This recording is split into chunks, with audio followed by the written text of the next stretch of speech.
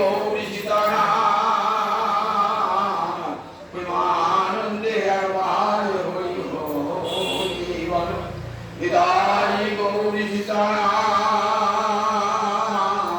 প্রেমানন্দে একবার হরি হরি বল নিতাই গৌরী সীতারাম প্রেমানন্দে একবার হরি হরি বল। ভক্তবৃন্দের চরণে আমার কোটি কোটি দণ্ডবত। শ্রুতি মাতা বলেছেন নায়মাত্মা প্রবচনের লভ্য ন মেধয়া ন বহুনা শ্রুতি জমে বৈশ বিনুতে তেনই বল তস্যৈষ আত্মা বিবিনুতে তনুষা। ভগবানকে সামনে দেখলেও ভগবানকে জানা যায় না। এই নায়ম আত্মা প্রবচনের লক্ষ্য প্রতিষ্ঠ শাস্ত্রবাক্য জ্ঞান লাভ করো আর শাস্ত্রবাক্য উচ্চারণ করো করে ভগবানকে জানা যায়। আয় বাপ্পা প্রবচন প্রবচনের প্রতিষ্ঠ বচন ভাবতে যায় না। মেধা মেধার দ্বারা বুদ্ধির দ্বারা ভগবানকে জানা যায় না। না বহুনা শ্রুতের বহু বেদ বিদ্যার দ্বারা ভগবানকে জানা যায় না। যিনি জগৎকে জানেন তাকে জানবে কি? তাহলে জমে বৈশ বিনুতে জম এব এস এস আত্মা জম মানে যাহাকে যাহাকে এব যাহাকে বিনুতে বরণ করে অর্থাৎ কৃপার দ্বারা যাকে কাছে টেনে নেন ভগবান জমে বৈশ বিনুতে তিনি একমাত্র সেই ভগবানকে জানতে পারে। তস্যৈষ আত্মা বিবিনুতে তনুং শাম নিজ স্বরূপটা কার কাছে দেখান? তনুং শাম তনু মানে স্বরূপ, শাম মানে নিজের স্বরূপ কাকে দেখান? তস্য একমাত্র তার কাছে যিনি গোবিন্দের কৃপা লাভ করিয়েছেন। এই গীতার ভগবান বলেন না অবদানন্তি মাং পুরা মানুষিং তনু আশ্রিতম। আমি যখন নরদেহ ধারণ করে আসি তখন লোকে আমাকে অবজ্ঞা করে, কি বলে? মানুষ বলে অবজ্ঞা করে। তারা মূঢ় পরম ভাবম অজানন্ত, আমার পরম ভাবটা তারা জানে না। তিনি কৃপা করে না জানালে কেউ জানতে পারে। গোবিন্দকে দুর্যোধন দেখেছেন, দুঃশাসন দেখেছেন, তথাপি তারা কিন্তু ভগবানের স্বরূপ উপলব্ধি করতে পারে। কুন্তী মা ভগবানের স্বরূপ উপলব্ধি করেছে। রথে চড়তে যাবেন এমন সময় কুন্তী মা এসেছেন। তো কুন্তী মা ভক্তিতে কতখানি উঁচুতে ওঠ দেখি। জগতে 5টি কন্যা কৃষ্ণ ভক্তিতে উজ্জ্বলা, পঞ্চকন্যা স্বরেণ নিত্যম মহাপাতক নাশন অহল্যা দ্রৌপদী তারা কুন্তী মন্দোদরী। সকালে উঠেই এই পঞ্চকন্যার নাম স্মরণ করতে, অহল্যা, দ্রৌপদী, তারা বাড়িপতি তারা, কুন্তী আর মন্দোদরী রাবণের পত্নী মন্দোদরী। অবাক হয়ে যাবেন, মন্দোদরী স্বামীকে নিধন করেছে তো, মন্দোদরী স্বামীকে রামচন্দ্র হত্যা করেছেন তো, কিন্তু মন্দোদরী কি রাম ভক্তি। রামায়ণ পড়ে দেখবেন, সেখানে জানেন রামচন্দ্র ভগবান এই বোধ তার আছে। বালিকে বধ করেছেন কৃষ্ণ তো, কিন্তু তারা রামচন্দ্রকে কারণ বন্দনা করছেন দেখবেন রাম। এরা ভগবানের স্বরূপটা জেনেছিলেন, ভগবানের স্বরূপটা তারই কৃপাতে, তারই কৃপার আলোকে জেনেছিলেন। জেনে কুন্তীর একটা নাম ছিল পৃথা। পৃথা মানে পৃথু মানে বিশাল, বিশাল হৃদয়ে যাওয়া। হৃদয়ে কখন বড় হয়? তখন হৃদয়ে কৃষ্ণ ভক্তি আসে। তার আগে মানুষ সংকীর্ণ চিত্ত, গোটা বিশ্বকে আপন বলে ভাবতে পারে না। কাদিকে উদার বলে বলা হয়। বলে যারা বসুধৈব কুটুম্বকম, যারা বসুধা সমস্ত জীবকে নিজের বলে ভাবতে পারে। অয়ম নিজ বড়বাইতি গণনা রঘুচের সামনে উদার চরিতাঙ্গিতু বসুধৈব কুটুম্বকম। এ আমার নিজের লোক, এ আমার পরের লোক, আমার মতো সংকীর্ণ চিত্র যারা, তাই কিন্তু যারা উদার চিত্র হয়, তারপর সবাই তো আমার আপনজন, কে আমার হৃদয়ে কৃষ্ণ ভক্তের জগৎকে সকলকে আপন। প্রহ্লাদ বলছেন না, সমর্থং আরাধনম অচ্যুতস্য। প্রহ্লাদ বলছেন এই জগৎকে সমান দৃষ্টিতে দেখবে, সেটাই গোবিন্দের আরাধনা। জগতের কাউকে ছোট বড় নিজ উচ্চ বলে ভেব না, সকলকে আপন বলে ভাবাটার নামই হচ্ছে ভগবত আরাধনা, সমর্থম আরাধন। গীতায় বলছেন সমর্থং যোগ উচ্চতি। এই যে সমান জ্ঞান, এটা কি বলছে গীতায় যোগ বলা হয়েছে। তাহলে এই সমান জ্ঞান তো সবাই হয় না, আমাদের হয় যতক্ষণ হৃদয়ে কৃষ্ণ ভক্তি না থাকবে। আপন পর ভেদ বোধ আছে, উঁচু নিচু ভেদ বোধ আছে, কিন্তু ভগবত ভক্তি না। কুন্তী দেবী তাই, কুন্তী দেবীর সামনে ভগবান তার স্বরূপটা তুলে ধরেছেন। সূর্যকে দেখা যায় যেমন সূর্যের আলোকে, গোবিন্দকে দেখা যায় তেমনি গোবিন্দের কৃপার আলোকে। সম্মুখে গোবিন্দ রয়েছেন, এই গোবিন্দ মূর্তিতে দর্শন করেছেন দুর্যোধন, দুঃশাসন, ধৃতরাষ্ট্র করেছেন তো, কিন্তু স্বরূপ উপলব্ধি করতে পারেন না। দেখি দেখা হয় না যতক্ষণ করে তার স্বরূপের উপলব্ধি না হচ্ছে। স্বরূপটি কৃপা করে যখন স্বরূপটি দেখান, তখন জীব তার স্বরূপ উপলব্ধি করতে পারে। সেই নন্দগ্রামে গৌরাঙ্গ দাস বাবাজি কি করেন, প্রতিদিন লালার মূর্তি আছে, মূর্তি মালা দেন প্রত্যেক দিন। কৃষ্ণের মূর্তি আছে নন্দগ্রামে, প্রতিদিন মালা দেন, রোজই মালা দেন। দিতে সে কোন ছোটবেলায় বৃন্দাবন গিয়েছেন, 80 বছর প্রায় বয়স হয়ে গেল। আমি বলছি, ঠাকুর এতদিন তোমার সেবা করলাম, একদিনও তুমি তোমার স্বরূপটা দেখাবে না, এক কৃপার পরশ পেলাম তো, আমি এখানে আর থাকবো না, তোমাকে আর মালা পড়াবো না। কোথাবে বর্ষানা চলে যাবো, বর্ষানা গিয়ে লালির সেবা করবো। লালি তো কৃপাময়ী, লালির সেবা করলে পরে যাচ্ছে। যে যেতে সন্ধ্যে গেলে বর্ষানা পথে, সন্ধ্যেবেলায় সব গলা ছেড়ে গরু চড়িয়ে আনছে মাঠ থেকে, অনেক ছেলে আসছে। আগে কত গাভী গোবৎস সব আসছে, চোটে আসছে, কাঠি আছে, সব সে চলে গেল। একটা কালো পাড়া ছেলে দাঁড়িয়ে আছে, সে হাত দুটো একবারে, কোথায় যাবে তুমি? তা বলছে, ছাড়ো ছেড়ে হাত ছেড়ে দাও, আমি বর্ষানো যাবো। কাছে যাবে? লালির কাছে যাবো। যাও, ছেড়ে দাও, ছেড়ে দাও, ছেড়ে দাও। সব চলে গেছে, একটি রাখাল বাবার কাছে, কৃষ্ণ মন্ডলে রাখাল বাবা বলছে, ছেড়ে দাও, কিন্তু আবার ছাড়বে না, চল ফিরে চলো, ফিরে চলো। তখন বলছি, কেন? কিছুক্ষণ পরে দেখছি এইবার স্বরূপটি দেখাচ্ছি, আর কারো ছেলেটি নাই। দেখছেন সেই ত্রিভঙ্গ ভঙ্গি হয়ে অধরে মুরলী হয়ে দাঁড়িয়ে বলছেন, ঠাকুর এতদিন তো এই স্বরূপ দেখাও। বলছি, তুই বউ চলে এলে আমাকে মালা পড়া দেখে চল বলি অদৃষ্ট। সেইখানে মুর্শিদ হয়ে গেলেন গৌরাঙ্গ দাস। দেখুন, সেবা করছেন, সেবা করুন, স্বরূপটা জানতে পারছেন না যতক্ষণ গোবিন্দ তার স্বরূপটা না দেখাচ্ছেন। কুন্তী দেবীর প্রতি এত কৃপা, কুন্তী দেবী জানতে পেরেছেন রমণী হয়েও, শাস্ত্রে অনভিজ্ঞ হয়েও, কোন সাধন ভজন তপস্যা না থেকেও কুন্তী দেবী গোবিন্দের স্বরূপ উপলব্ধি করতে পেরেছেন।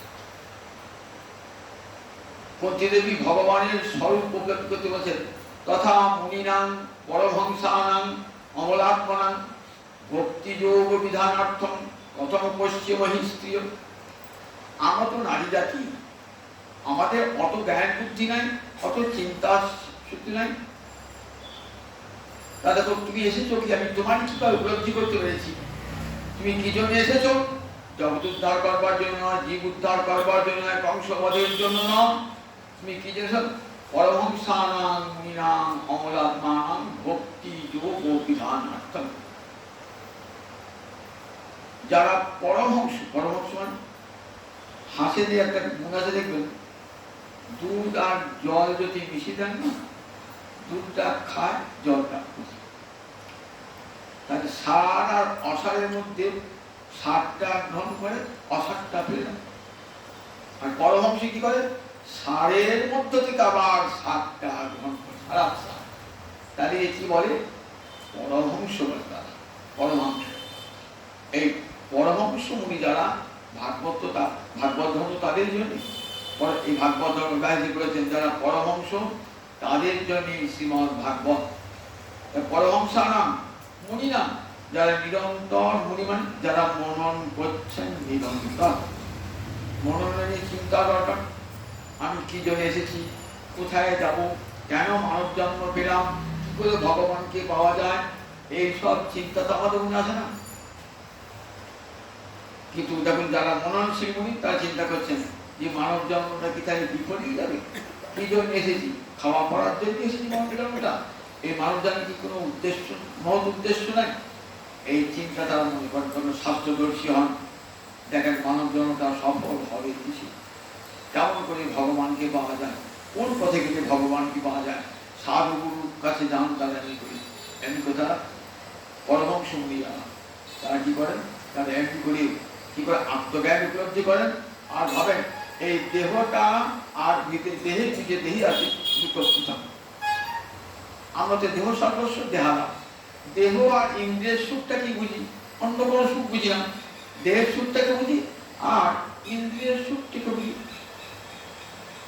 দেহের সুখে গরম করছে হাওয়া খোলা, আর গরম সহ্য আছে না, গরম হাওয়া খোলা, শীত করছে লেপ চাপা দিচ্ছে, আবার ক্ষুধা পেয়েছে প্রাণবায়ুকে আহার দিচ্ছে।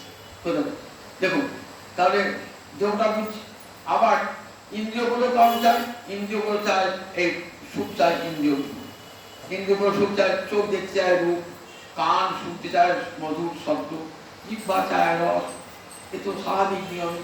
তাহলে আমরা যখন ক্ষুধা পেয়েছি প্রাণবায়ুকে আহার দিলাম, ভালো গান শুনতে ইচ্ছে হচ্ছে তখন আমরা টিভি চালিয়ে দিলাম, ফোন চালিয়ে গান শুনি, কেন চোখে কোন সুন্দর রূপ দর্শন করলাম। তাহলে দেখুন আমাদের যে ইন্দ্রিয় এই রূপ রস শব্দ গন্ধ স্পর্শ ভোগ করবার জন্য আগুন হয়ে, দেহের কষ্টটাকে দেহের কষ্ট আমরা সহ্য করতে পারি না, কিন্তু দেহের অতীত দেহাতীত যে জীবাত্মা আছে সেটাই একটু উপলব্ধি করতে, দেহের আরামটাই আমাদের কাছে আরাম করে না। বৃন্দাবনে মনোহর দাস বাবাজি আছেন, ঠিক আছে, মনোহর দাস বাবাজি একদিন শীতকালের দিনে শীত করছে, ভজন সাধন করতে করতে শীত হচ্ছে, শীত আসছে কেন, দেহটা খুব আমার ভজনে বিভিন্ন সাধন করছে, একটা সাধু চাপা দিয়েছে কিন্তু শীত যাচ্ছে না, দেহটা তো আমার ভজন সাধনে এক শ্রী বৃন্দাবনে প্রচন্ড ঠান্ডা পড়েছে, ললিতা কুণ্ডে শ্যামকুণ্ডে রাধা কুণ্ডে জলে বরফ হয়ে আসছে, আমাদের দেহটার জন্য ভজন হলো না, দেহটা সুখ চাইছে, আরাম চাইছে, চল আমি গ্যাসকে ললিতা কুণ্ডে ঝাঁপ দেবো, ওই জলে গাটা ডুবিয়ে থাকবো, দেহটা শীতকালে দিন রাত্রে বেলায় ললিতা কুণ্ডে জল বরফ হয়ে গেছে, জলে ডুবে থাকবে, জলে ডুবে বলে এই যত এগুলো সব আরো পারবে, আসবে যাবে, তাও তিতিশস্য গীতায় কি বলেছেন, এগুলি সহ্য করতে হবে, সহ্য করতে হবে, তান্ত্রিক শস্য, তবেই তো ভালো। যখন ভজনে এই নিজের জীবন যায় যাক, তবু গোবিন্দের ভজন এক মুহূর্ত ছাড়বো না, নিদ্রা আসতে দেবো না, তখনই গোবিন্দের কৃপাটা পেয়ে যায়, তখন থেকে কৃপা করে জমে তখন তার কাছে ভগবান লক্ষ্য হয়ে যান কৃপা করে। কৃষ্ণদাস বাবা বৃন্দাবনে গিয়েছেন, কি খান, কোনদিন ভাত করতে বেরোন, কোনদিন আর ভাব না, কেউ একটু আটা গুলা দিয়ে গেল, আটা থেকে নিম পাতা, সেখানে আটাও খেতে না, নিম পাতাই খেতে খেতে খেতে খেতে অন্ধ হয়ে গেছে, অন্ধ হয়ে গেছে, আর মাঝে করি করতে যেতেও পারেন না, কিছু অন্ধ হয়ে গেছে। একদিন এসেছেন ললিতা, ললিতা এসে বলছি, এই সাধু বাবা এই না কি খা, কে পাঠালো, এক বোঝে মায়ে পাঠিয়েছে, মাঝে করি করতে যাবো না কেন, কি করে যাবো, আমি তো অন্ধ হয়ে গেছি, দেখতে পাই না তো, তাই না আগে যেতে তখন আমি চলবার শক্তি ছিল, অন্ধ হয়ে না, এই না কি খা, আর সঙ্গে সঙ্গে চোখটা হাত দিচ্ছেন, শিক্ষি পালন অমৃত পান করলেন, আর দুটি চোখ দিয়ে তখন দেখছেন যখন দেখাই ঠিক আছে আপনার দেখেন না চলে গেছে একবার শুধু পরশটা দিয়ে চলে গেলেন বলছেন পরশটা দিয়ে চলে গেলে একবার দেখা দিলে না খেলা হয় একবার দেখা দিলে আবার এসে দাঁড়ান বলছেন তুই আমরা অষ্টকালীন লীলা আছে রচনা কি করে দেখা পাই জানি আমার তো লেখাপড়া হয় না কোনো জীবন কি করে অষ্টকালীন লীলা আমি লিখবো একদিন রাত্রি দেখছি সনাতন গোস্বামী পরে সাহায্য হয়েছেন ললিতা সখী সাহায্য হয়েছেন দিয়ে বলছেন দেখ আপনা আপনি তোর স্ফুরিত হবে অন্তরে অষ্টকালীন লীলা বলছে লেখাপড়া শিখতে গেলে আমার ভজন নষ্ট হবে ভজন করতে গেলে লেখাপড়া হবে না তখন বল দেখ আপনা আপনি তোর অন্তরে স্ফূর্তি প্রাপ্ত হবে অষ্টকালীন লীলা অপূর্ব অষ্টকালীন লীলা আলোচনা করলেন এটি গুটিকা বলা হয় বৃন্দাবনী গুটিকা যা মন্দির দিয়ে ভজন করেন না তাহলে এই গুটিকা দেবতার ভজন হয় তা দেখুন ভগবান যখন কখন শরীরে দেখা দেন যখন দেহের আরাম ইন্দ্রিয় আরাম সব তুচ্ছ হয়ে যায় সব তুচ্ছ হয়ে যায় দেহ আর ইন্দ্রিয়কে পৃথক বলে মনে হয় যে আমি এই দেহ নয় আমি জীবাত্মা তার সঙ্গে আমার চিরকালের সম্পর্ক আর দেহের সঙ্গে যাদের যাদের সম্পর্ক তার সঙ্গে আমার কোনো সম্পর্ক ছিল না নাই থাকবো কিছু কালের জন্য আছে মধ্যকালে আছে আগেও ছিল পরেও থাকবে এইরকম বোধ যখন হয়ে যায় কুন্তী দেবী দেখুন সবই শেষ করে শুনে না তা দেখবেন যে কুন্তী দেবী কেমন করে মায়া স্পর্শ মুক্ত হয়েছেন একবারে কুন্তী দেবী বলছে তথা পরহংসানাম মুনিনাম অমলাত্মনাম ভক্তি যোগ বিধানার্থম তুমি এসেছো কি জন্যে যারা অমলাত্মা অর্থাৎ যাদের মনে আর কোনো মল নাই মনে মল কোনগুলো কাম ক্রোধ লোভ মোহ মদ মাৎসর্য এইগুলো মনের মল এই মলগুলো যতক্ষণ না যাচ্ছে হৃদয়টা পরিষ্কার না হচ্ছে ততক্ষণ পর্যন্ত গোবিন্দের কৃপার আশা করা যায় না যখন এই মলগুলি সব দূর হয়ে যায় তার কৃপাতে ভজন করতে করতে করতে করতে যখন সব দূর হয়ে যায় চিত্তটা অমল নির্মল হয়ে যায় তখন তাদের হৃদয়ে ভক্তি বীজ রোপণ করেন ভগবান গুরুমূর্তি ধারণ করে এসে ব্রহ্মাণ্ড ভবিতে ভবিতে কোন ভাগ্যবান গুরু কৃষ্ণ প্রসাদে পায় ভক্তিলতা গুরু কৃষ্ণ কৃষ্ণ আছেন গুরুমূর্তি ধারণ করে গোবিন্দ নিজে তো সে দীক্ষা দেবেন না তাই তাকে তিনি গুরুমূর্তি ধারণ করে আসেন গুরুমূর্তি ধারণ করে এসে জীবের কর্মে বীজ মন্ত্র দিয়ে দান কৃষ্ণের মন্ত্রকে কি বলা হয় কাম বীজ মন্ত্র যে কামনা সংসারে ছিল সেই কামনা দূর হয়ে গোবিন্দ চরণে সেই কামনা এই মন্ত্রের নাম হল কাম বীজ মন্ত্র জগতের সমস্ত কামনাকে ধ্বংস করে দিল এই কাম বীজ মন্ত্র কাম পাচ্ছি অন্য সমস্ত কামনাকে তখন সাধুর হৃদয়ে কেমন হয় অমলাত্মা তখনই ভগবান বলেন তখনই জমি বৈশাখীতে তখন তাকে কৃপা করে বরণ করেন তার কাছে তিনি নিজের স্বরূপটা প্রকট করেন আজ কুন্তী বলছে আমি তো নারী জাতি আমার তো সাধন ভজন নাই শাস্ত্র পাঠও নাই শাস্ত্র নাই শাস্ত্র অনুশীলন নাই কিন্তু হৃদয়টা তো নির্মল চিত্ত তো নির্মল নারীর চিত্ত এমনিতেই নির্মল হয়ে গেল ভক্তি মহারানী অনেক কৃপা হয় ভক্তি তো নারী জাতি সেই জন্য নারীর উপরে বেশি কৃপা ভক্তি মহারানী জগতে দেখুন যেখানে যেখানে ধর্মীয় আলোচনা সব করছে সেখানে নারীর সংখ্যা বেশি ভগবানের কৃপা এদের উপর একবার বর্ষিত হয়ে তেমন ভাবে না সরল বিশ্বাসী তারা তর্ক যুক্তি হবে যায় না সরল বিশ্বাসী ভগবানকে ভালোবাসেন আর সেদিন ভক্তি মহারানী সেই হৃদয়ে প্রবেশ করেন তথা পরমহংসানাম মুনিনাম অমলাত্মনাম ভক্তি যোগ বিধানার্থম তাদেরকে ভক্তির বীজ দান করবার জন্য তুমি আবির্ভূত হয়েছ কুন্তীর জানতে হবে কেন গোবিন্দ এসেছেন জগতে আমার বিনা অন্য নারী ব্রজ প্রেম অবিধি আমি ছাড়া আর কেউ ব্রজ প্রেম ভক্তি দান করতে পারে না সেই প্রেম ভক্তি দান করবার জন্য এসেছেন এটা কুন্তী মায়ের চোখকে স্পষ্ট রূপে প্রতিভাত হল তখন কুন্তি প্রণাম জানাচ্ছেন, কি বলে? নম দেবকী নন্দনায়, নম কৃষ্ণায় দেবকী নন্দনায়। কৃষ্ণায়, তোমার একটা নাম, অনেক নামের মধ্যে কৃষ্ণ নাম, এবং সমস্ত নামের মধ্যে কৃষ্ণ নামটি মুখ্য নাম। যতগুলি গোবিন্দের নাম আছে না, তার মধ্যে কৃষ্ণ নামটি গোবিন্দের মুখ্য নাম, প্রধান নাম। কৃষ্ণ নামে রাখেন গর্ব, ধ্যানে পেয়ে যান, ধ্যানেতে জেনে, অর্থাৎ যিনি সকলকে আকর্ষণ করেন। কর্ষতি আকর্ষতি ইতি কৃষ্ণ। আকর্ষণ করেন কি করে? তার রূপমাধুরী, তার গুণমাধুরী, তার লীলা মাধুরী, তার প্রেম মাধুরী দ্বারা জগৎকে আকর্ষণ করেন নিরন্তর। মানুষ তখন চার ব্রহ্মাদি দেবগণ পর্যন্ত তার রূপমাধুরী, তার গুণমাধুরী, লীলা মাধুরীতে আকৃষ্ট আছেন। যারা আত্মারাম, আত্মাকে রমণ করছেন যারা, তারা বলছেন দেখো, পূর্বন্তী অহৈতুকী ভক্তি ইত্থম ভূত গুণ। যারা মুক্ত হয়ে গেছে, আর পাওয়া আছে কিছু নাই, আর কিছু মুক্ত পুরুষ যারা, তারাও পূর্বন্তী অহৈতুকী ভক্তি, তারাও গোবিন্দের অহৈতুকী ভক্তি করে। মানে কিছু চায় না তারা, কিন্তু গোবিন্দের গুণে তারা মুক্ত হয়েছে। ইত্থম ভূত গুণ।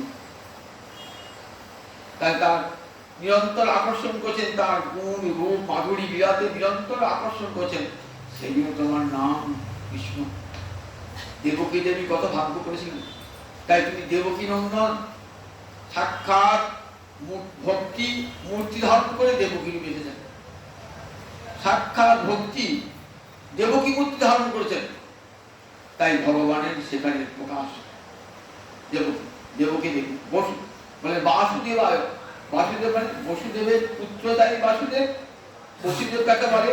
সত্যম বিশুদ্ধম বসুদেব সত্যিকা। বিশুদ্ধ সত্যগুণকে বসুদেব বলা হয়। যেখানে বিশুদ্ধ সত্যগুণ, সেখানে ভগবানের প্রকাশ। বিশুদ্ধ সত্য কি? এই জগতে তিনটে গুণের কথা বলেছি গীতা, সত্য, রজ, তম। এই তিনটে কিন্তু মলিন, বিশুদ্ধ না। কারণ তিনটির সঙ্গে সত্যগুণ উৎকৃষ্ট বটে, কিন্তু রজতমে মিশ্রণ আছে, রজতম মেশানো আছে, সেগুলো সংমিশ্র গুণ। তাই সত্যগুণ গুণ হিসাবে উৎকৃষ্ট বটে, সত্যগুণে ভগবানকে পাওয়া যায় না। কারণ তার মধ্যে কেবল সত্যগুণই থাকবে না, তিনটি গুণের তিনটে গুণই কোটি জীবে দেওয়া আছে। কোনটা বেশি, কোনটা কম, এমনি করে আছে। আবার কোন জায়গায় সমান হয়ে আছে, কোন জায়গায় রজগুণ প্রবল, কোন জায়গায় তমগুণ প্রবল, কোন জায়গায় সত্যগুণ প্রবল। সত্যগুণ প্রবল হলে আমরা তাকে বলি সাত্ত্বিক লোকটা, অর্থাৎ তার আহার বিহার আচার সব সাত্ত্বিক সত্যগুণ। ব্রাহ্মণের স্তরে উঠে যায় সেই সত্যগুণ। এর উপরে এটা নাম মলিন সত্য, এর উপরে বিশুদ্ধ সত্য। যেটা কেমন? এই কখন হয়? এই তিনটে গুণকে অতিক্রম করে সমতীত্ব গুণান, তিন গুণান গীতায় বলেছে না, তিনটে গুণকে সমতীত্ব সম্পর্কে অতিক্রম করে এই বিশুদ্ধ সত্যে পৌঁছানো যায়। তখন সে ব্রহ্ম ভুয়ায় সম্পত্তি, তখন সাক্ষাৎ ব্রহ্ম হয়ে জন্ম করে। ব্রহ্মবিদ ব্রহ্মৈব ভবতি, তখন আমি ভগবানের সঙ্গে এক হয়ে যান। তখন এই অবস্থায় এসে যায় সাধক। তা এই বিশুদ্ধ সত্য বলেন বসুদেব মানে যে বিশুদ্ধ সত্য, আর দেবকী সাক্ষাৎ ভক্তি মূলকী। তাই যেখানে বিশুদ্ধ সত্য, সেখানে ভগবানের আবির্ভাব। অন্য কোথাও ভগবান আবির্ভাব হবে না। মা কৌশল্যা, রাজা দশরথ শুদ্ধ সত্যে, বিশুদ্ধ সত্যের মূলতি। সন্ধিনীর সার অংশ শুদ্ধ সত্য নাম। ভগবানের সত্তা হয় যাহাতে বিশ্রাম। ভগবানকে কি বলি আমরা? সচ্চিদানন্দ। সৎ চিৎ আনন্দ। সৎ মানে যার অস্তিত্ব আছে। ভগবান আছেন বলি পৃথিবীর অস্তিত্ব আছে। আবার যে শক্তি ভগবানকেও ধরে রেখে দিয়েছেন তাকে বলে সৎ শক্তি বা আধার শক্তি। নিজে ধৃত আছেন, আবার জগৎকে ধরে রেখে দিচ্ছেন যে শক্তির দ্বারা, তারই নাম সন্ধিনী শক্তি। মাতা পিতা স্থান গৃহ শয্যাসন এসব কৃষ্ণের শুদ্ধ সত্যের অভিজ্ঞতা। মাতা পিতা আর শয্যা আসন এগুলি সব শুদ্ধ সত্য থেকে, সারা বৃন্দাবনটাই শুদ্ধ সত্যের বিকাশ। কৌশল্যা, দশরথ, অযোধ্যা সব সন্ধিনী শক্তি, এরা ভগবান রামচন্দ্রকে ধরে দিয়েছেন। তাই সন্ধিনী শক্তি। আর একটি শক্তি সম্বিত শক্তি, যে শক্তির দ্বারা থাকে জ্ঞান শক্তি। সম্বিত মানে জ্ঞান, সম্মুখে জানা যায়, যে শক্তির দ্বারা তাকে বলে সম্বিত, যার দ্বারা আমরা ভগবানকে জানতে পারি, আর ভগবানও আমাদেরকে জানতে পারেন যে শক্তির দ্বারা।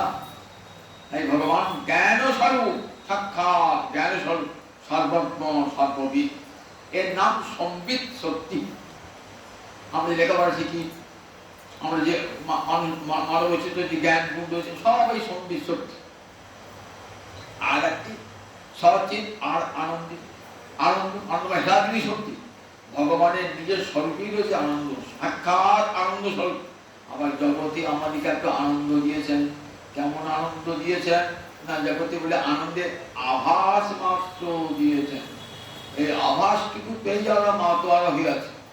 একটা গল্প করি, একটা বড়কে ছেলে আর একটা বলতে ছিল, খুব বন্ধু দুজন, খুব বন্ধু দুজন একসঙ্গে খেলা করে।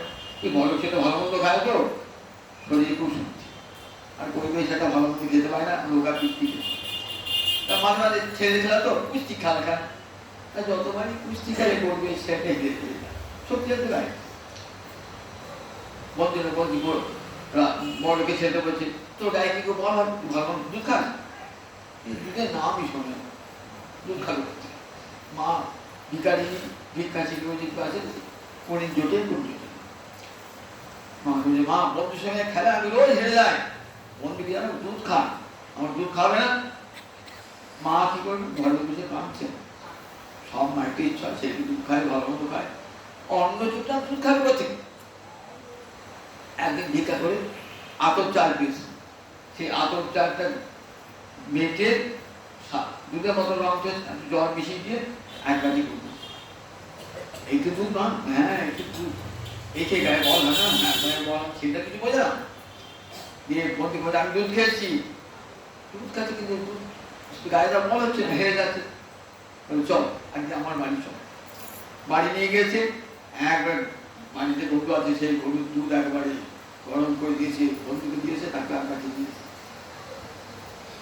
চাল চাল বাটা খেয়েছে, পিটুলি খেয়ে পিটুলি গোলাম খেয়েছে, দেখায় সে আশা করা যায়। বলছে এই যে দুধ খেয়ে বলছি, মা বলছি মা আমি বন্ধু বাড়িতে দুধ খেয়ালাম, আর তুমি বলছি কি দুধ খাও? মা কাঁদছেন, আমি ছেলের সঙ্গে বঞ্চনা করেছি, পিটুলি গোলা খাইছি। তা আমার দেখুন মহামায়া কি করছে, পিটুলি গোলা খাচ্ছে। পিটুলি গোলা এই সংসার, বউ দেখবি, ছেলে দেখবি, ঘর দেখবি, বাড়ি দেখবি, টাকা দেখবি, এই সুখে কি আর মাতার, এই সুখে কি মাতার হয়েছে? সত্যিকারের সুখ পাবো, এই সুখটাকে তুচ্ছা তুচ্ছ ভাব, সত্যিকারের দুঃখ। তাই আনন্দ দিয়েছে, আনন্দের আভাস, আনন্দ নয়, আনন্দের আভাস। যে দেশ ও আনন্দ নয়, যদি এই আনন্দটুকু না থাকতো, কো বা ঝান্না কো বা কান্না, কে বা বেঁচে থাকতে একটুকু আনন্দের সুখের আবার কি ভগবান বলছেন, এই আনন্দ চিরস্থায়ী করবার চেষ্টা করো। আমি তোমাকে একদিন চেখে দেখালাম যে দেখো এই আনন্দটা কেমন, তখন ওই আনন্দ থাকছে না তো। আজ বাড়ি ঘর টাকা পয়সা সব, ও বাবা বাবা মরে যাওয়ার পরে কি আমার ঘর বাড়ি শুধু কি আছে, সুখটা কোথায় সুখ চলে গেল। আবার নাতিদের দাদু আমার কত কি ছিল খেয়েছি, আমার বাড়ি ঘর করে পরে বাড়ি ভাড়া করে, তাহলে সুখটা চলে গেল। তাহলে এই যে জগতের সুখটা আজ আছে কাল আর নেই। তখন মনে হয় সুখের আশা, চিরস্থায়ী সুখ কোথায় পাওয়া যায়? তখন সেই চিরস্থায়ী সুখের সন্ধানে কে গুরুদেব কৃপা বলো, চিরস্থায়ী সুখে সাধিবান দান প্রপন্ন। এই চিরসুখের জন্য তো অর্জুন আর কি গোবিন্দের চরণে পড়ে দাও, যাতে অন্তরার দুঃখ প্রবেশ করতে না পারে, আমার সব মোহ দূর করে দাও। এই মোহেতে বিভ্রান্ত হয়ে রয়েছি, ভাবছি স্ত্রী আমার, পুত্র আমার, ঘর আমার, বাড়ি আমার, এটা তো সুখ দান করে না, দুঃখ দান করে। গোবিন্দের উপদেশে বলে নষ্ট মোহ স্মৃতি বিরদ্ধা, আমার সব মোহ দূর হয়ে গেছে, কে আপন কে পর বুঝতে পেরেছি। তাই আমার আজ আর কোনো দুঃখ না, যতক্ষণ আমরা এইগুলো দিন করছি না ততক্ষণ। দেবকী নন্দন নন্দগোপ কুমারায়, বলে দেখো যশোদানন্দ রায়, বলে দেখো তার চেয়ে নন্দ রাজা আরো ভাগ্যবান, কেন তোমাকে একটু পেয়েছেন, মানুষ করেছেন, যা কিছু বাল্যলীলা মধুর লীলা সব বৃন্দাবন হয়েছে। মা যশোদা তোমাকে করে করে দুধ খাইয়েছেন। যশোদা চ মহাভাগা, মহাভাগা যশোদা কি করেছিলেন? পপুজস্যাস স্তন্যহরি, শ্রীহরি যার দুগ্ধ পান করেছিলেন, এমন মহাভাগ্যবতী দেবকী স্তন্য পান করেন নাই, তিনি যশোদার স্তন্য পান করেছেন। সীতানন্দ নিজের পাদুকা দোকানি গোবিন্দের মাথায় দিয়ে কাছারি বাড়িতে করে নিয়েছে। ঠিক আছে, কত ভারী ভাগ্য করেছে, কত ভারী। একবার নম পঙ্কজ নেত্রায় পঙ্কজ মারিণী, নম পঙ্কজ নাভায়। ভগবানের 8টি অঙ্গে 8টি পদ্ম আছে, বহুবার বলেছে আমাদের 8টি পদ্ম, 2 করতল, 2 চরণতল, 4টে, 2 চক্ষু 6টা, বদন 1টি, 7টা, নাভি 1টি, অষ্টপদ্ম। চৈতন্য বলে দেখবেন অষ্টপদ্ম কৃষ্ণ অঙ্গে, অষ্টপদ্ম, 2 করতল, 2 চরণতল 4টে, 2 নয়ন 6টা, বদন 7টা, নাভি 1টা। তাই নম পঙ্কজ নাভায়, নম পঙ্কজাঙ্ঘ্রে 6টা পদ্মে দেখে নাম উল্লেখ করছে। গোবিন্দ অঙ্কটাই পদ্ম দিয়ে তৈরি, গোবিন্দ অঙ্ক এত সৌন্দর্য। তাই কি দিতে হবে? জগতে অন্য কোনো বস্তু তুলনা করা যায় না। জগতে সবচেয়ে শ্রেষ্ঠ ফুল, সবচেয়ে সৌন্দর্যযুক্ত ফুল হলো পদ্ম ফুল। তাই পদ্ম গোবিন্দ রূপের মাধুর্য কি দিয়ে বোঝাবেন?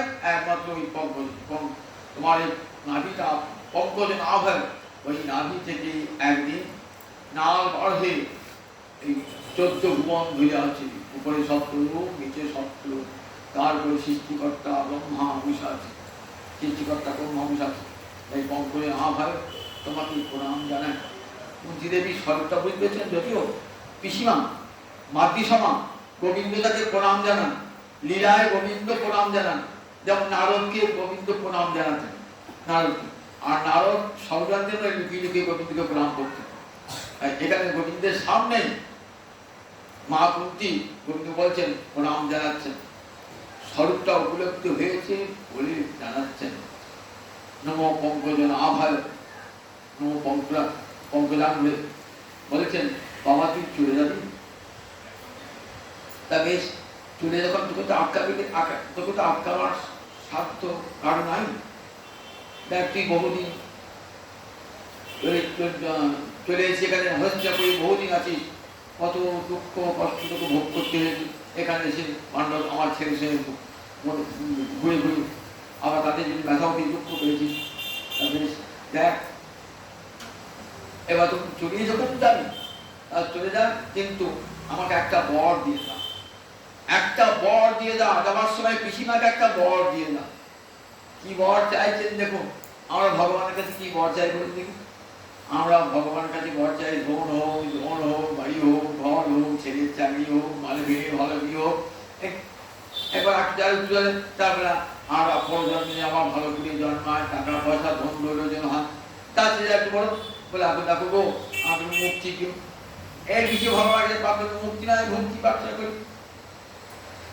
আর মা কুন্তী কি প্রার্থনা করছে, একটা ভালো করে কান পেতে শুনুন। বলছেন, আমার সম্পদের দিনে তুই চলে আছিস, তো আমার সুখের দিন, আমার ছেলে রাজা হয়েছে, আমি রাজার জননী, সুতরাং আমার সব দুঃখ তো বুঝে গেছে, চরম সুখ এসেছে, এবার তুই চলে আছিস তো। তা একটা বর আমাকে দিয়ে দেয় পিসিমাকে, আমি তোর মা, একটা বর দিয়ে। কি বর চাইছো পিসিমা? বিপদ সন্তুদা শাশ্বত তত্ত্ব তত্ত্ব জগৎ। একমাত্র বিপদই তোকে দেখা যায় তো, তা ওই বিপদটা আমার চিরস্থায়ী হোক। বিপদ সন্তুদা শাশ্বত তত্ত্ব তত্ত্ব জগৎগুরু। সম্ভবত বলছে তুমি জগতের গুরু, আমার বিপদটা যেন চিরস্থায়ী হয়। তাহলে চিরস্থায়ী হলে কি হবে? চিরদিন তোমাকে দেখতে পাবো। সম্পদে তুমি চলে যাবে, আর আমার যখন গৃহে বিপদ, তখন তুমি সব সময় পাণ্ডবদের সঙ্গে থেকে সব সময়। কত কত বিপদ এসেছে, তুমি তো তোমার মা দেবকীকে তুমি উদ্ধার করেছি কি তোমার মা, তাকে উদ্ধার করেছো, কারাগারে বন্দি পিতা মাতাকে করেছো, তার চেয়ে আমাকে বেশি করেছো। আমি তোমার জমি নই, কিন্তু আমাকে বেশি করেছো। কিরকম বেশি করেছো? তা বলছেন একদিন বিষ দিয়ে আমার ছেলেকে মারতে চেয়েছিল দুর্যোধন। বিষের পিঠে খাইয়ে দিয়েছিল আমার ছেলে ভীমকে। ভীম সে বিষের পিঠে খেয়ে নদীর জলে ফেলে দিয়েছিল। চলে যান পাতালে, সেখানে অযুত হাতির বল নিয়ে আবার সেই নাগরাজ খাইয়েছিল অযুত হস্তির শক্তি, সেইটি আবার ভীম চলে এসেছিলেন। তবে দেখো একদিন সেখান থেকে বিশাল আমার ছেলেকে বাঁচিয়েছ। আবার মহাগ্নে অগ্নির হাত থেকে বাঁচিয়েছ। ধৃতরাষ্ট্র কৌশল করছে কি করে আমার ছেলেরা বিনা যুদ্ধে রাজ্যটা পেরিয়ে যায়। ধৃতরাষ্ট্র যেমন জন্মান্ধ, তেমনি পুত্র স্নেহে অন্ধ। এত জ্ঞানী লোক, বিচক্ষণ লোক, তাতে পুত্র স্নেহে এমন অন্ধ হয়ে গিয়েছেন যে পাণ্ডবদের তো পিতা না, আমি তো তাদের পিতা, সুতরাং সমান চক্ষে দেখা উচিত। কিন্তু কোথায় সমান চক্ষে দেখবে? কিভাবে পাওয়া যায়? মন্ত্রী পুরোচনকে দিয়ে একটা ঘর নির্মাণ করেছেন, বাড়ি নির্মাণ করেছেন। কি দিয়ে? সব দাহ্য পদার্থ দিয়ে, যেখানে একটু আগুন লাগলে দাউ দাউ করে পুড়ে যাবে। 12 আবত বলে একটা জায়গা আছে, ধৃতরাষ্ট্র বলছে এখন নতুন বাড়ি তৈরি করেছে একটা, কুন্তি বলে তুমি সেখানে গিয়ে 5 ছেলেকে দিয়ে কিছু থাকো পারবে। দুর্যোধন ভাবছে ভাবি হলো, এইবার কি থাকবে তো আগুনটা লাগিয়ে তো 5 পুত্র কুন্তি একবার বলে যাবে, দেখা চুকে যাবে। বিদুর কিন্তু জানতেন, বিদুর সবসময় কল্যাণকারী তো। বিদুর হেয়ালিতে জানিয়ে দিলেন যুধিষ্ঠিরকে, এরকম তোমাকে ভালোবেসে ধৃতরাষ্ট্র তোমাদেরকে ওই চতুর্দিকে পাঠায় না, তোমাদের বিনাশ সামনে যায়। সুতরাং তোমরা সেখানে থেকো না, থাকলেও পাইয়া যাবে। জানতে পেরে বিদুর একজন খনক পাঠালেন, যে খুঁড়ে মাটি খুঁড়ে একটা সুরঙ্গ পথ তৈরি করলেন। সেই সুরঙ্গ পথ দিয়ে পঞ্চপুত্রকে সঙ্গে কুন্তি বেরিয়ে এলেন, ঘরে আগুন লাগিয়ে দিল। এক ভিখারি তার পঞ্চপুত্রকে নিয়ে এসেছিল, ভিখারি নিয়ে তারা পুড়ে মরে। সবাই ভাবল পঞ্চপাণ্ডব পুড়ে মরে গেছে, কুন্তিও মরে গেছে। কিন্তু কেউ তো বলে না পঞ্চপাণ্ডব রাখে হরি তো মারি, কে মারবে তাদেরকে? ব্রাহ্মণের বেশে ঘুরে ঘুরে বেড়াচ্ছেন, এখানে সেখানে ঘুরে ঘুরে বেড়াচ্ছেন ব্রাহ্মণের বেশে, কেউ চিনতে পারছে না। সেখান থেকে তুমি আমার পুত্রগণকে বাঁচিয়েছিলে, বিষ খায় মারছে, সেখান থেকে বাঁচিয়ে অগ্নি থেকে বাঁচিয়ে। অসৎ সহায়া আমার পুত্রবধূ, আমি তো অসহায়া।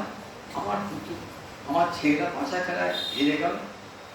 পাশা খেলা যখন হেরে গেল তখন বললে কোন রকম যুধিষ্ঠির তো আগে কোন ডাকতে ডাকতে শেষ খেলায় কিছুই নেই, নিজের স্ত্রীকে কোন ডাকলো, নিজের স্ত্রীকে কোন ডাকলো, নিজের স্ত্রী হেরে গেল। এইবার বললে দ্রৌপদী আমাদের দাসী, আমরা যা খুশি করতে হবে, যাও দুঃশাসন, ওর চুলের পুঁটি ধরে নিয়ে সেই সভা থেকে ওকে বিবস্ত্রা করবো। কর্ণের ভিতরে রাগ ছিল, কারণ দ্রৌপদীর স্বয়ংবর সভায় কর্ণ বলেছিল। দ্রৌপদী জানত যে কর্ণ যদি এই সভায় আসে তাহলে আমার পিতার যে শর্তটা সেটা কর্ণ পূরণ করবে, অর্জুন তাই করছে। কি শর্ত ছিল? উপরে একটা মৎস্য ঘুরছে আর নিচে তার জলের ছায়া, সেই জলে মৎস্যের ছায়াটা দেখে উপরে পাখির চোখ থেকে বিদ্ধ করতে পারে। কর্ণ কিন্তু অর্জুন সমকক্ষ, কর্ণ যদি যায় না তাহলে কর্ণই পেল। তখন দ্রৌপদী বললেন যাকে এখানে ক্ষত্র ছাড়া আর কেউ এই স্বয়ংবর সভা অংশগ্রহণ করতে পারে না। কর্ণের তো রাগ ছিল, অর্জুন মৎস্যকে পাখির চোখ বিদ্ধ করলো, অর্জুন দ্রৌপদীকে বিবাহ করলো। কুন্তি বলে যাই তোমার পঞ্চ ভাই ভাগ করে খাও। এই দ্রৌপদী পঞ্চ স্বামী হল। এদিকে কর্ণের তো রাগটা ছিল, যখন হিড় করে চুল ধরে টানতে নিয়ে এসেছে, দেখছেন আমার শ্বশুর হয়েছে ধৃতরাষ্ট্র, শাশুড়ি গান্ধারী, কেউ কিছু বলছে না। ভীষ্ম হয়েছেন পিতামহ, কেউ কিছু বলছেন, কেবল বিদুর ক্ষীণ স্বরে বলে উঠল একবার। আর বলেছেন ধৃতরাষ্ট্রের একটা পুত্র, তার নাম বিকর্ণ, তাকে থামিয়ে দিয়েছিল, ছোট ছেলেও থামিয়ে দিল। সেইখানে কি করলেন, তখন দেখি আমার স্বামীরা চুপ করে নীরবে বসে আছে, আমাকে এই সভার মাঝে নিয়ে এসে আমার কাপড় ধরে টানছে, কেউ কিছু বলছে না। তখন ভাবলেন একমাত্র গোবিন্দ ছাড়া আমাকে আর কেউ রক্ষা করতে পারে। তখন দ্রৌপদী কুন্তিও কাঁদছেন, আমার পুত্রবধূ এমন করে অপমানিত হচ্ছে সভাতে, তাকে আটকাবার কেউ নাই, মানে কাঁদছেন, গোবিন্দকে স্মরণ করছেন, গোবিন্দকে ডাকছেন, এই গোবিন্দ, এই বৈকুণ্ঠেশ্বর, হে দ্বারকানাথ, এইসব ডাকছেন। প্রাণ ভরে একটা হাতে ধরে আছেন কাপড়টাকে, আর একটা হাতে ডাকছেন। পরিপূর্ণ আত্মসমর্পণ হয় না, সব আত্মসমর্পণ দেখুন কাপড় আমি আর রক্ষা করতে পারলাম দুঃসের হাত থেকে, দুটি হাত তুলে বলছেন, হে আমার হৃদয় বল্লভ, একবার দেখা দাও। হৃদয় থেকে চলে এলেন গোবিন্দ, বস্ত্রের মধ্যে কেউ দেখছিল না, বস্ত্রের মধ্যে প্রবেশ করলেন। বস্ত্র আর শেষ হয় না, বস্ত্র আর শেষ হয় না, দুঃশাসনে হাত ব্যথা করে গেল, পাহাড় সমান বস্ত্র। সেদিন কি আমার পুত্র লজ্জা রক্ষা করতে আমার ছেড়ে দিতে চাই না। তারপর দ্বিতীয়বার পাশা খেলা, সেখানে আবার কেমন কপট পাশা খেলাতে আমার ছেলেকে 12 বছর বনবাস করাতে, 1 বছর অজ্ঞাতবাস, 13 বছর মোট অজ্ঞাতবাসে জানতে পারে, আবার 12 বছর আমার ছেলে রাজার ছেলে হয়ে বনে বনে ঘুরে বেরিয়েছে। কত কষ্টে আমি দুঃখিনী মা হয়ে বিঘ্নে দিয়েছিলাম, প্রতি মুহূর্ত অনুভব করতাম আমার ছেলেরা কত কষ্ট করছে, বনে বনে, কোনোদিন খেতে পাচ্ছে, কোনোদিন খেতে পাচ্ছে না, বনে বনে ঘুরে বেড়াচ্ছে। আমার যুধিষ্ঠির কত আদরি, অর্জুন কত আদরি, তারা বনে বনে ঘুরে বেড়াচ্ছে, চোখের জল ফেলতাম, দেখো তুমি তো সহায় ছিলে, তাদের এতটুকু দুঃখ কষ্ট কিছু হয় না। সেখান থেকে মুক্ত করে আবার তুমি তাদেরকে নিয়ে এসেছো, আবার তাদের রাজ সিংহাসনে বসে শেষ। আবার কুরুক্ষেত্রের যুদ্ধে সমস্ত কৌরব বংশ শেষ হলো, শেষ হয়েও শেষ হয় না দুর্যোধন, শেষ হয়েও শেষ হচ্ছে না। তখন আবার মরণ কামড় দিতে ছাড়বে না কেউ, আর নাই অশ্বত্থামা সেনাপতি বলেছে, অশ্বত্থামা আমার একটা দুঃখ, যুদ্ধ করতে তো বলেছি, তারা দুঃখ না, কিন্তু পাণ্ডবদের একজনাও বলো না, আমাদের সবাই চলে গেল। অশ্বত্থামা ধনপুত্র অশ্বত্থামা বলছেন, সব বন্ধু দুঃখ করো না, আমি নিয়ে আসছি পঞ্চ পাণ্ডবের মুন্ডুকে নিয়ে আসছি। কোথায় ঢুকলেন, পাণ্ডবদের শিবিরে ঢুকেছেন, সেখানে দ্রৌপদী তার পঞ্চপুত্র নিয়ে শুয়ে আছেন। কি করলেন, পঞ্চপুত্রের মুন্ডুকে দিকে চলে গেছেন, গিয়ে দেখাচ্ছে। দুর্যোধন বলছে, কার মূর্তি? এই তো পঞ্চপাণ্ডবের মূর্তি, দেখি দেখি, ওই ভীমের মূর্তি হবে না, ভীমের মূর্তি না, ওকে পায়ের লাথি মেরে মাথার চুম্ব বিচ্ছিন্ন করবো। লাথি বলে এক ভীম বুড়ো হয়ে গেল, এটা তো ভীমের মাথা নয়, ভীমের মাথা নয়, ভীমের মাথা লোহার চেয়ে শক্ত। আসে, তাহলে তুমি বড় অন্যায় করেছো, বড় অন্যায় করছো, পাণ্ডবদের আর কেউ বংশ থাকলো না, বংশ দ্রৌপদী পঞ্চপুত্রকে হত্যা করে, ছি ছি ছি ছি, এত বড় কাজ তুমি করেছো। খুব শেষকালে দুর্যোধন চিন্তা করছে যে আমার বংশ আর কেউ হলো না। বলতে বলতেই দুর্যোধন হাত ফেটে শেষ। সেখানে মাঝেছো, সেখানে আমার ছেলেকে রক্ষা করেছো, আবার ফিরিয়ে নিয়ে এলে। আবার তারপরে শেষকালে অশ্বত্থামা রাগ ছিল তো, অশ্বত্থামা কি করলেন, অশ্বত্থামাকে বলে পঞ্চপুত্রকে হত্যা করেছে দ্রৌপদী। অর্জুন বলে আমি অশ্বকে ধরে নিয়ে আসি, অশ্বকে রথের চাকায় বেঁধে নিয়ে এলেন অশ্বত্থামা। বলে কি হত্যা করবো? দ্রৌপদী বলছেন না, হত্যা করবে না, একটা হত্যার বিনিময়ে কখনো একটা মায়ের শোক দূর করতে গিয়ে আরেকটা মাকে শোকে ফেলানো আমি চাই না। আমি কাজ ছেলের জন্য, দেখো এই যে অশ্বত্থামা ধনপুত্র আমার গুরুপুত্র, কাজে গুরুপুত্র গুরুর সমান, গুরুপুত্র, সুতরাং দেখো ওর মা তো কাঁদবে, আমার তো আমি চাই না তার চোখে জল। এবং কৃষ্ণ ভক্ত কেমন? অমঙ্গল করলেও অপরের অমঙ্গল কামনা করে না। দেখাচ্ছেন দ্রৌপদী কেন মহিষী হয়ে আছেন, কেন এত উঁচুতে দ্রৌপদী। অহল্যা দ্রৌপদী তারা নিজের ছেলে হয় তো তোমরা কোটের প্রতীক্ষা বলে, হ্যাঁ প্রমুখের ছেলে কেন আমার গুরুমা কাঁদবেন আর গুরুপুত্র বধ হবে, আমি না থাকি। তাহলে ওর অক্ষয় কবচ আছে, সে কেটে নেওয়া মাথার মধ্যে কেটেছিলেন। অষ্টমকে রাগটা খেয়ে গেল। অষ্টমে কি করতেন? ব্রহ্মাস্ত্র কি করতে পারতেন? ব্রহ্মাস্ত্র। কিন্তু কেমন করে ব্রহ্মাস্ত্র নিবারণ করতে জানতেন? পঞ্চ পাণ্ডবের দিকে 5টা ব্রহ্মাস্ত্র বাণ ছুটে আসছে, আর একটা বাণ যাচ্ছে ওই উত্তরার গর্ভের দিকে। শেষ বংশধর উত্তরা, পাণ্ডব বংশের শেষ বংশধর আছেন উত্তরার গর্ভে, সেখানে যাচ্ছে তীরটা। তখন ইঙ্গিত হলেন উত্তরা যে আমার গর্ভটা নষ্ট হয়ে যাবে। তখন সঙ্গে সঙ্গে গিয়ে বিকালে গোবিন্দ পঞ্চবাণকে, ওই পঞ্চমাতা দিয়ে যে পঞ্চবাণ ধেয়ে আসছিল, সেই পঞ্চবাণ সুদর্শন চক্রে নিবারণ করলেন। তারপরে ঢুকলেন ক্ষুদ্র কুক্ষির মধ্যে, ঢুকলেন উত্তরার গর্ভে, ঢুকলেন উত্তরার গর্ভে ঢুকে সুদর্শন চক্র দিয়ে সেই সুদর্শন চক্রকে, সুদর্শন চক্র দিয়ে ব্রহ্মাস্ত্রকে নিবারিত করে মহারাজ পরীক্ষিত শুরু করলেন। এটাও তোমার কি বাবু?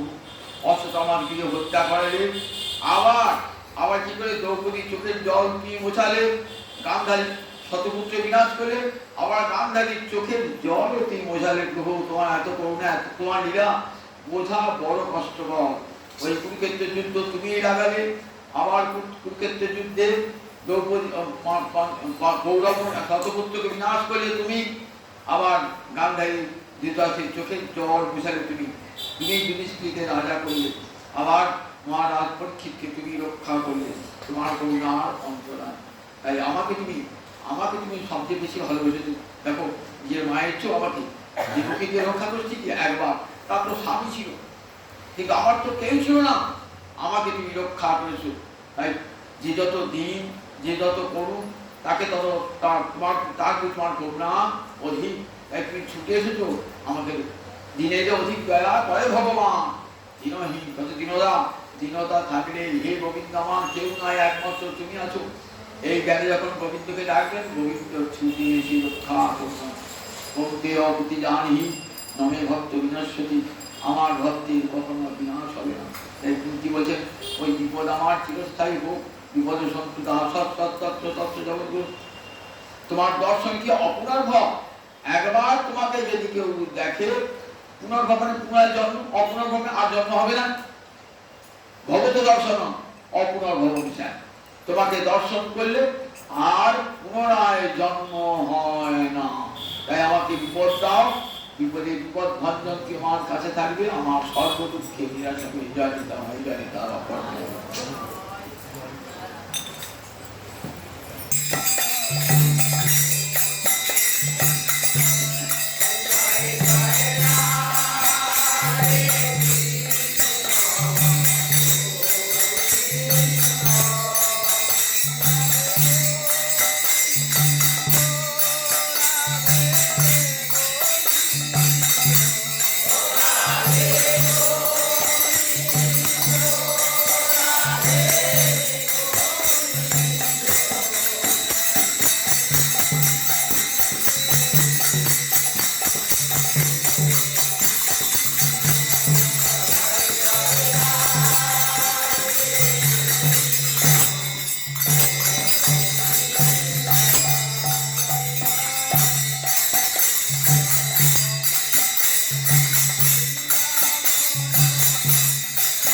Bye.